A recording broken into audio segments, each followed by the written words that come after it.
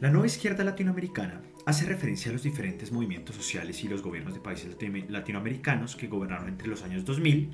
y los años 2019, incluso hasta la actualidad, cuyas políticas se centran en la inclusión de las minorías, ya sea étnicas, de clase social o de género. En términos generales, los partidos de izquierda se caracterizan por ser un movimiento político con antecedentes históricos, en ya sean partidos socialistas o comunistas, movimientos sociales de bases, organizaciones ya sean populistas o fuerzas políticas, los cuales se enfrentan contra esas fuerzas tradicionales de derecha en busca de objetivos revolucionarios o de incluso transformaciones sociales. Pero, un momento, si existe una nueva izquierda latinoamericana, ¿eso significa que existió una vieja izquierda latinoamericana? Bueno, pues cuando se habla de una vieja izquierda latinoamericana, se hace referencia a los hechos ocurridos en la región antes de la caída de la Unión Soviética.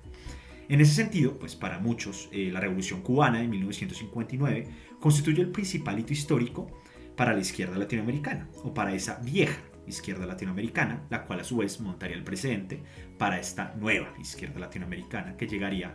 después en el territorio. La denominada nueva izquierda es aquella que comienza con el triunfo de Hugo Chávez en 1999 en Venezuela y continúa con las victorias de Lula da Silva en Brasil en el año 2003, de Néstor Kirchner en Argentina en el año 2003 también, de Evo Morales en Bolivia en el año 2006,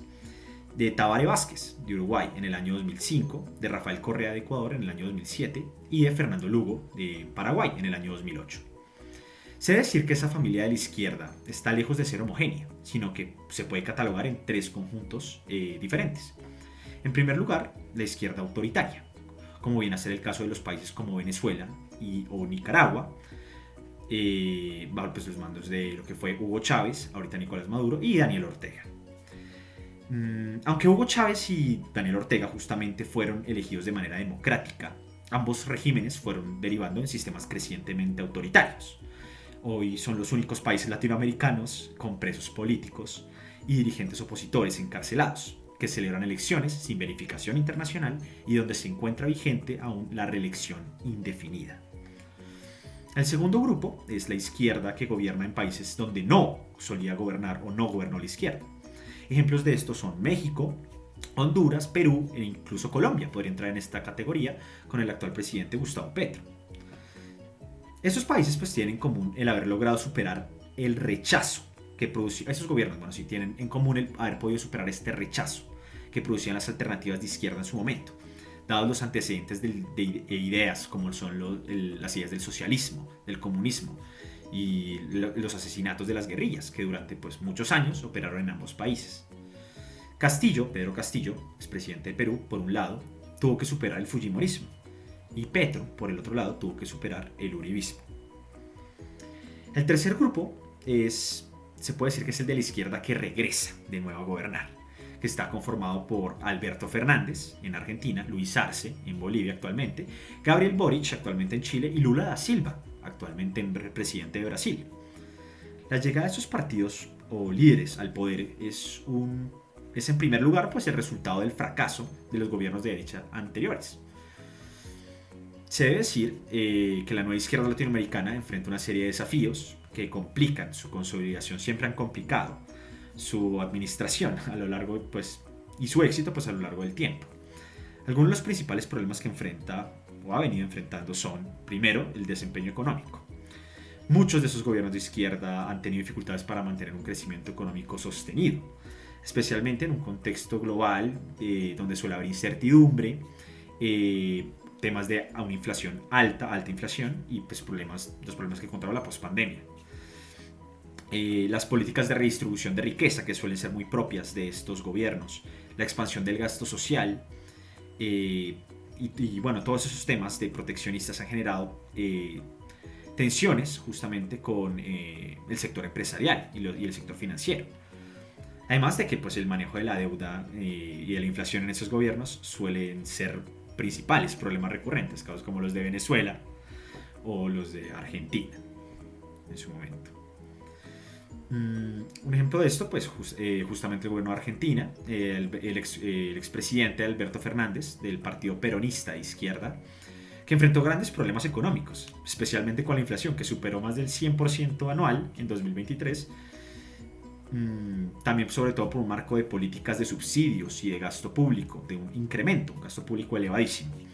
que no logró estabilizar la economía y pues que el país ha tenido dificultades también para manejar su deuda externa. A pesar de que ha llegado a bastantes acuerdos con el FMI, debe bastante. Como segundo problema, pues también está la corrupción y la falta de transparencia, muy características de este tipo de gobiernos, ya que pues a pesar de que muchas de estas fuerzas políticas de izquierda han prometido un cambio respecto a la corrupción con gobiernos anteriores, y algunos de sus líderes y partidos han enfrentado o han querido enfrentar estos temas durante sus campañas, estos en vez de haber enfrentado esos problemas se han enfrentado justamente a acusaciones de corrupción y a escándalos totalmente, lo que pues merma y baja su credibilidad y el apoyo popular, su favorabilidad pues. Por un ejemplo de esto puede ser Lula da Silva, que pues aún así pues, volvió al poder en Brasil el año pasado, 2023, pero en su primer mandato, del año 2003 al 2010, estuvo marcado por casos de corrupción terribles, como lo fue el escándalo del Mencelao y la implicación del Partido de los Trabajadores en el caso de sobornos a la petrolera estatal Petrobras. Y otro de estos, bueno, otro ejemplo de corrupción es el ejemplo de Luis Arce, el actual que asumió la presidencia en 2020, actual presidente de Bolivia, tras la renuncia de Evo Morales, que ha enfrentado muchísimas denuncias de corrupción dentro de su administración, específicamente de corrupción con respecto al tema de la empresa estatal de yacimientos petrolíferos fiscales bolivianos relacionados con contratación irregular. Todos estos casos pues generan tensiones dentro de sus propios partidos y el sector llamado Movimiento al Socialismo, o el MAS+, que es el partido de gobierno. Pero sobre todo, el reto más importante o el más alto para esta nueva izquierda latinoamericana es el de satisfacer las expectativas populares, las cuales ya se encuentran exacerbadas y motivadas por el propio populismo de campaña que se suele llevar a cabo por los partidos de esta índole. El ascenso de estos gobiernos pues, suele generar esas expectativas súper altas, ¿no?, entre la población, especialmente en términos de reducción de la desigualdad, promesas de reducción de pobreza, mejorar la calidad de vida, el famoso vivamos sabroso de Francia Márquez, a vivir sabroso. Sin embargo, pues cuando las expectativas no se cumplen, rápidamente pues el descontento social aumenta de sobremanera, lo que se traduce en protestas, pérdida de apoyo y alta desfavorabilidad. Un ejemplo de esto es el gobierno Petro, con el 2022, que si bien comenzó su mandato en el año 2022 con 48% de favorabilidad, ahora alcanza una desaprobación del 65% con apenas un 29% que respalda su gestión. Se debe decir para concluir que durante esta nueva era de izquierda, los partidos tanto de derecha como de izquierda se suelen pasar la bola de poder. Entonces digamos, pongamos un ejemplo, la población de los países latinoamericanos vota por el gobierno tradicional de derecha. Digamos que termina siendo un gobierno corrupto e insensible ante los problemas sociales, como suele darse. Por lo cual deciden darle la oportunidad, la gente suele darle la oportunidad a la izquierda, la cual en la mayoría de los casos no cumple tampoco con esas expectativas e incluso termina siendo peor con el agravante de haber prometido mucho, a veces cosas imposibles de cumplir, idílicas, pero ejecutando poco, ¿no?, haciendo que la acción sea un gran problema para estos gobiernos.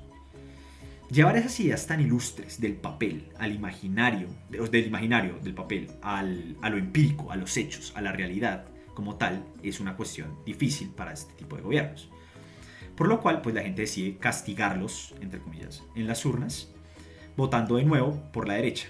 y así sucesivamente en un ciclo que se puede repetir y repetir y repetir, muchas veces sin tener memoria o siendo indiferentes del pasado, y dándole una oportunidad de entrada o de cabida a los famosos outsiders. Estos partidos se muestran como salvadores. Estos líderes también se muestran como de la nueva izquierda latinoamericana, se muestran como salvadores, los diferentes, los distintos a los otros gobiernos de tendencia derechista o tradicionalistas, pero terminan siendo iguales en la mayoría de los casos o incluso peores que aquellos que criticaban en su momento. Por lo cual, el principal problema se encuentra en que estos gobiernos de nueva izquierda sí tienen un reto bastante grande al ir en contra de la derecha tradicional, pero no suelen cumplir esas expectativas, generando mayor desfavorabilidad y descontento en la población, a la cual le prometieron la salvación.